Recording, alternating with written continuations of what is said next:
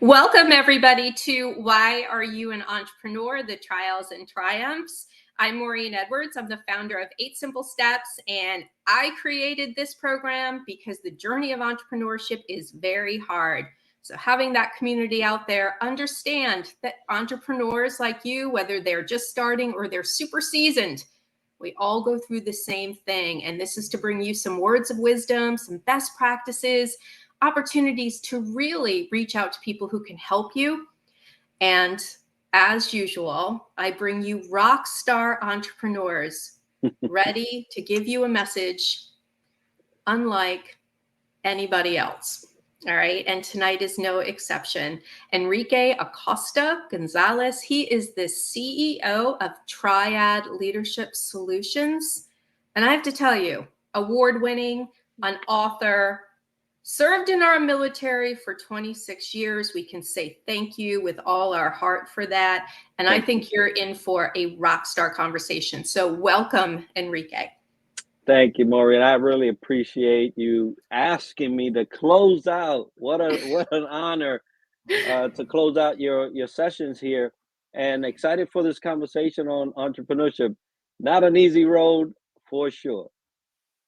Absolutely. And I'm excited to have somebody like you close out 2023 with this show, because I know that what you're going to share tonight is something that people are going to be able to take into 2024. So let's get this party started. I asked the first question, why are you even doing this? Because like you said, entrepreneurship is hard. Having a business is hard. So how did you get on this journey? Well, initially it started with, hey, I want some freedom, right? And it's the delusion of entrepreneurship that almost everyone that either wants to get in it, is starting to get in it, or just got in it, has this thing called freedom on the forehead, right? It's just one of those things. That's okay, because there are some periods in your entrepreneurial life that you will have a certain amount of freedom that maybe someone on a 9 to 5 won't have. But it's not all inclusive. You won't be running around Tahiti on your laptop and running a multi-million-dollar business on your first year, second year, third, fourth, or whatever, right? It's there's a delusion. There's something that has been painted as the catwalk of entrepreneurship, but that's not how it goes. So I quickly learned that that's the case, and then I started to have to really hone in on the business acumen and the business knowledge and the responsibility behind entrepreneurship, and not only that it takes more work than it would for me to go on a 9 to 5. So if entrepreneurship is something that's appealing to you for whatever reason, I say dig in a little more, because there's a whole lot to learn. And it's so funny because so many people will say, I'm going to take control of my destiny. I don't want a boss. I want that flexibility. And I think that is the driving force for a lot of people to get into it. But getting into it is not easy. And so what do you think should be the first step if somebody either A, is thinking about leaving their corporate job and taking this on, or B, some people are forced due to ageism, can't get back into the workforce. The majority of my clients are over 50 to 55, and they were forced into entrepreneurship. So what advice would you give to an entrepreneur, a budding entrepreneur, first and foremost, starting out? Well, I'll tell you that in my case, saving grace is that I have a financial foothold that allows me to explore entrepreneurship at my pace. So if you are thinking that you want to be your own boss, consider your financial standing. Where are you? Are you the type of person that gets and spends? Because you're not going to be in business long, right? So your relationship with finances is key to starting out in entrepreneurship. what kind of habits you have, because sometimes you'll have to not pay yourself in order to pay somebody else. So if you have a bad relationship, or what I would say an unhealthy relationship with finance, get that down, because it's going to be bumpy on the money side, right? You're going to be in the red sometimes and having to go get a loan to keep yourself afloat. So that financial relationship is key. I would think if you was gonna go ahead and try to do it yourself now. It's funny because the consensus, and I agree with this, is start.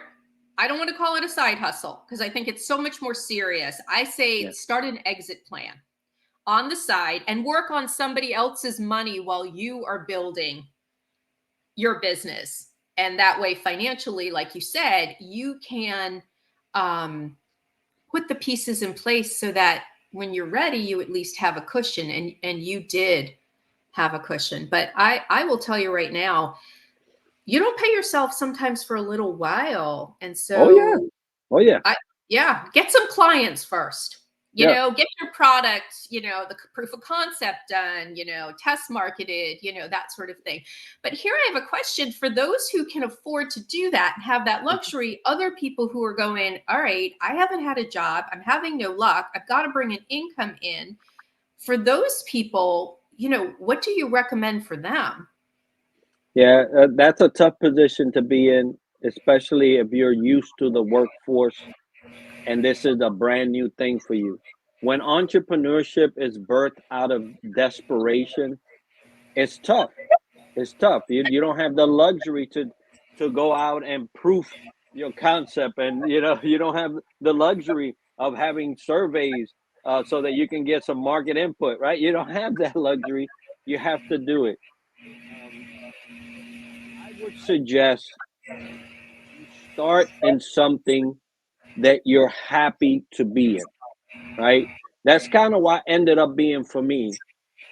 I chose leadership because I can speak that in my sleep, and I could do that on a daily basis consistently, and it doesn't tax me.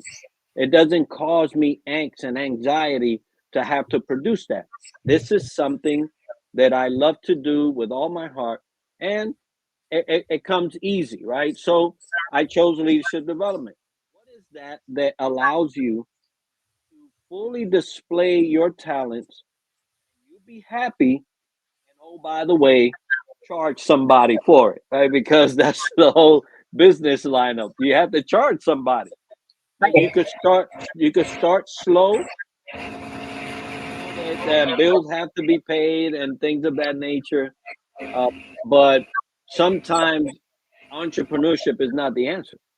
Sometimes to get another job is the answer, right? And Yeah. so you at that point you just can't be picky. You got to get a job.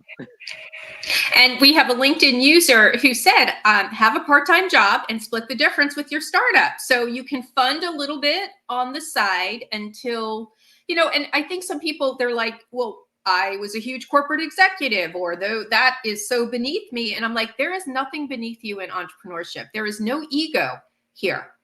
Yeah. So I think that's smart advice that your LinkedIn user gave. Have a little part-time job that can help you fund this and give you that cushion with a plan. So tell me a little bit. You went into leadership, and something you love, something you're passionate about. That's Mhm. a great place to start. I'm sure you have a big network too that you could pull upon, and that's always good too, right? Is to go Right, into right. something where you're familiar with them. Tell me what has been the greatest success in your business and what you have done. The greatest success is the results of my entrepreneurial, exploits, right? I said that I was a leader, that I can do this if you give me the opportunity. I have actually been able to see that as a result of my interchange or exchanges with my clients. And I think that is the ultimate prize for anyone that's producing or providing services. Can your people, those that engage in you in your business, say that you can do what you said that you would? So I think that's the greatest success. Is there something in your business that you would do differently starting out? Yeah, I would have had more help. Yeah. Entrepreneurs forget that this is not a one-way show. If you don't have a group of people that are corralling around you and you have those key players to be there in position for the moment that you need them, what you're going to do is you're going to scramble trying to fill those positions and get that help when you could have been advancing instead of shuffling and trying to get the fire out. And so I would have had more key people in place early on than when I needed them. Thank you for that advice, because if anybody has heard that, really, really listen, okay? Not just hear it, but listen, because there are people around you, there are communities, there are mentors, there are coaches, there are people who know more than you. Yeah. And I made that mistake early on. I thought I could do it all, and it doesn't work out that way. And so if you want to be successful and move the needle, you have to hire people who know more than you do, and you stay in your lane. And they do it too late, Enrique. I find that this is a struggle. And I work with business owners at all stages, but the ones who are just starting have such a hard time. And don't you always hear, well, I can't afford it. Yeah, I can't afford it. That's the main that is the number one reason. Yeah. And I will say, you can't afford not to. Let me know if you're still here in 6 months and if you've implemented anything, if you've moved anything. So do you think it's just money, or do you think they just don't understand the importance of it? Well, it's both, but it is primarily money, right? If they see money going out and not so much coming in to hire somebody, it's kind of fearful. You get fearful. But you have to think about what is the return on investment for that hire. And I'll kind of like side note this. Not everything is a hire situation. So I've done a lot of collaborations where I provided my service, they provided their service, and we called it a day. I got what I needed, they got what they needed, and then so what I call in-kind service, right? I've had a lot of that happen in my business where there was no actual money exchange, but value exchange.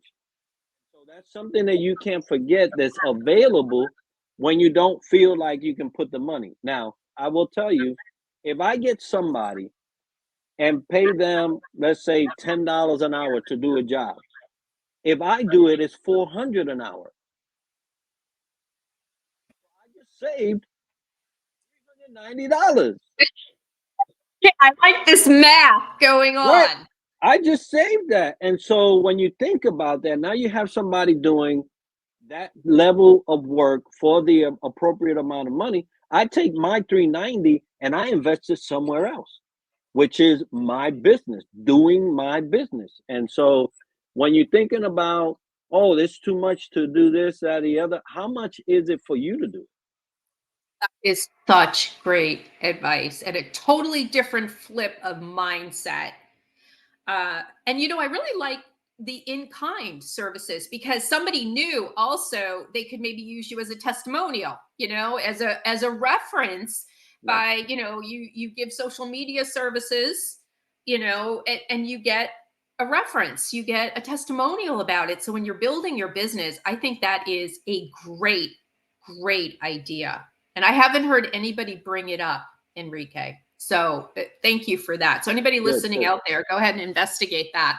So tell me, are there any channels of marketing that you use for your business, because there are a lot of consultants out there, there are a lot of coaches out there that, you know, are pretty much aligned in similar industries and similar positions. For your business, it could help those out there. What type of marketing are you having the most success with? Yeah, LinkedIn is the best source for marketing activity, right? So I have a marketing director. She takes care of all the stuff for us at Triad. The thing about marketing is this: you don't know your target, you can market all day, Yeah. any way you want. You can create 1,000 videos and flip books and all kinds you want. If it's not going to the appropriate people that need to hear it, that are more likely to purchase your product, you've wasted your time. So I would say in marketing, focus more on who it is that you want to hear your message. That will streamline not only the fact that you're talking to the right people, but you're talking to the right people that are going to come back and actually purchase either your product or your service. So I say focus there. Did not tell him to say that, everybody out there, because you know that's what I do. I will tell you right now, the very first step in business exactly is niche and target that audience, because then you will be able to show up in the right place, talk to them the right way that's relevant and resonates. And I always say, if you're doing a ton of marketing like you're talking about and you're getting nowhere, you don't have a marketing problem, you got a messaging problem. You know, and all those videos in the world, like you said, the message is off because you just didn't know the audience. So thank you so much, because people are sick of me saying it. So I'm so glad somebody else did. I swear I did not pay you to do that. So besides LinkedIn, do you feel that, you know, somebody should just focus on one platform, or do you feel like they should be everywhere? Like Facebook and then, you know, X, which was formerly Twitter. And do you just stick to one and just nail it? So in as far as platforms is concerned, I believe in the graduating from one platform to the next. There are some, depending on what you're providing, right? So I'm providing leadership development. People on Facebook, they're not looking for leadership development. People on Instagram not looking for leadership development. TikTok not looking for leadership development. Twitter's not. LinkedIn is. And so if I've exhausted all of my avenues and all of my resources within LinkedIn, then I will graduate to another one and then exploit what that has to offer versus throwing a spray of, hey, I can help you, and still going back to LinkedIn, right? So I say, know your platform, who's there that really wants your, and then you have to craft it for those particular platforms, because what moves on LinkedIn won't move on Facebook, will move on to, you know, so you have to also know those things. But I say, if you take the graduating approach, you'll exhaust everything out of one in order to move to the next one. Love that. Love that advice. So, you know, when we're looking at mindset, I mean, being an entrepreneur takes a very special type of mindset. And in my experience, people have a lot of fear, a lot of anxiety, a lot of panic, a lot of imposter syndrome. You know, it's a lot to get over, and a lot of people want to give up. And so what would be your advice to them if people are at the point where, you know what, I don't know if this is working out? I'd say make up your mind. You're driving me nuts. You know, we tend to, right? Sometimes it's the things happening in our lives. Sometimes it's us. Sometimes it's a job. Sometimes it's a client. There's just going to be so much coming at you in life, period. You add the element of entrepreneurship and business ownership, you're asking for trouble, right? You're asking for it. But when it comes, you don't have to buckle. You have to remember that resiliency is only built because things happen. So the things are going to happen. That's okay. How do you come out of that to still be the force that you wanted to be presented before the marketplace? How do you hold on to that? So I say focus on who you know you are. Focus on that there are solutions to problems, and also focus on that resiliency is only built through an exploration of challenges. It's okay. The sun will come back out again tomorrow, but are you going to be there? And so if you know who you are and what you're made of, you can make it. But you will have to make up your mind. Good advice. So tell me, have you ever had a client where it has not worked out and there were red flags from the beginning that maybe you should not have moved forward with them? Can you share an instance with that and how you overcame it? Yeah, so I went through a program called CEO Mindset out here in Florida. Good friend of mine, I love her to death, and she taught us what she would dub, and it's hers, the red rope policy, right? The red rope policy is basically not everybody gets it. You have to know as a business owner that just because people have money does not mean they get to get in. Some money is bad money. Some clients are not good. Yeah. So when we talk about discovery calls, that's how I use my red rope policy and put it into place. There are markers in our conversation that will key me into either, yes, I can help you, I'm going to send you this, yada, yada.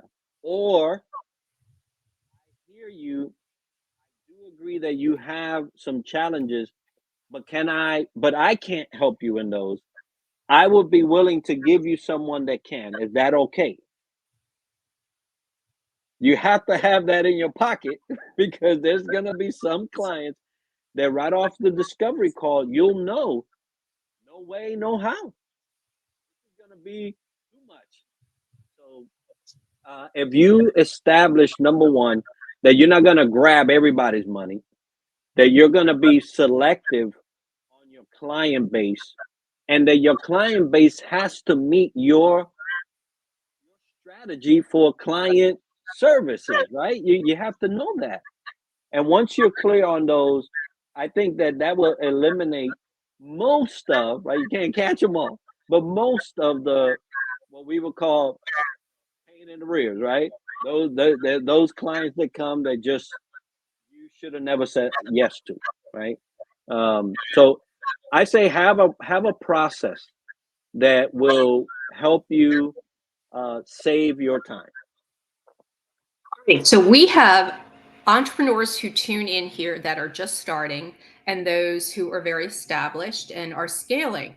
Mm-hmm. So that advice, have you found that people who are just starting will take anything they can because they need revenue, they take income, and they're too afraid to turn somebody down? So what advice would you give to them? Yeah, fear is your opponent. Fear is your opponent. Business, if you're always afraid, can't take risks, although be it, I'll say calculated risk, you're going to be opposed at every corner because everything's going to be a potential for fear. When it comes to clients, what you have to really fear is you hiring or them hiring you and you figuring out that this is going to be the worst year of your life.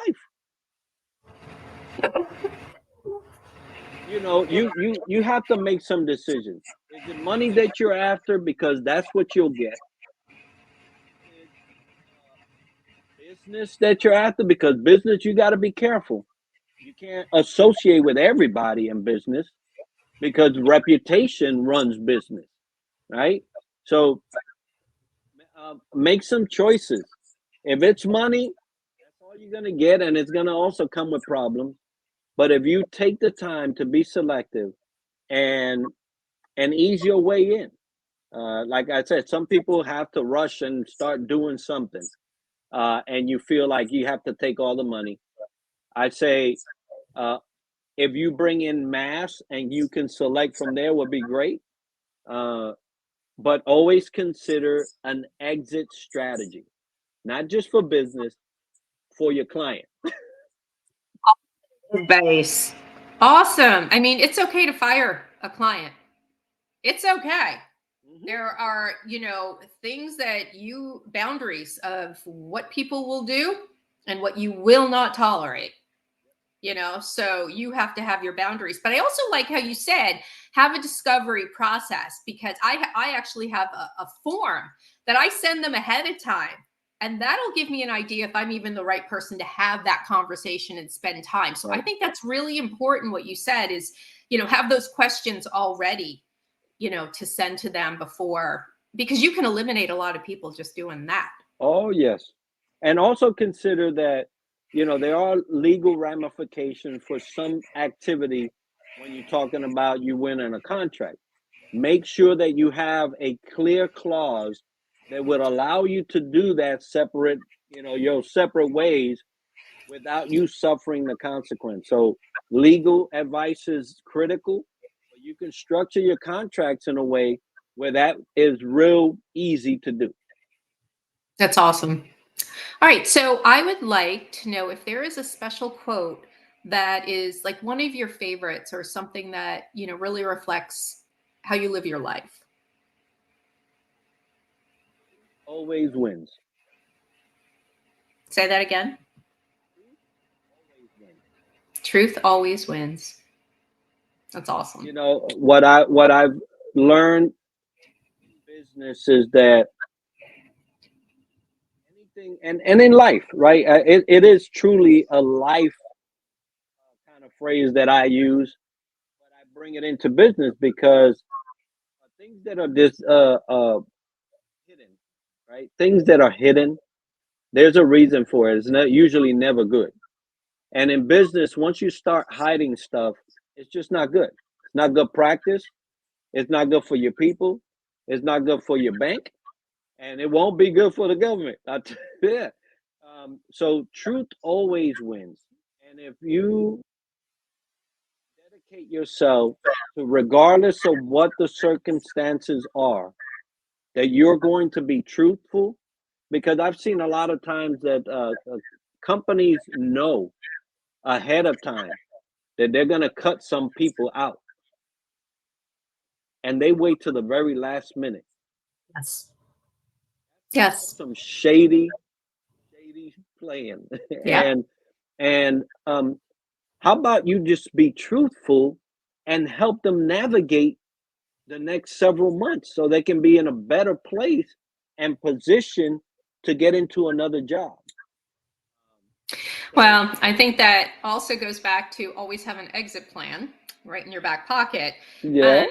Um, yeah, and learn from that to not do it in your own company. But I think Yeah. more companies do that than not, and that's why I think people want freedom. They're like, I'm so out after being Right. burned like that, right?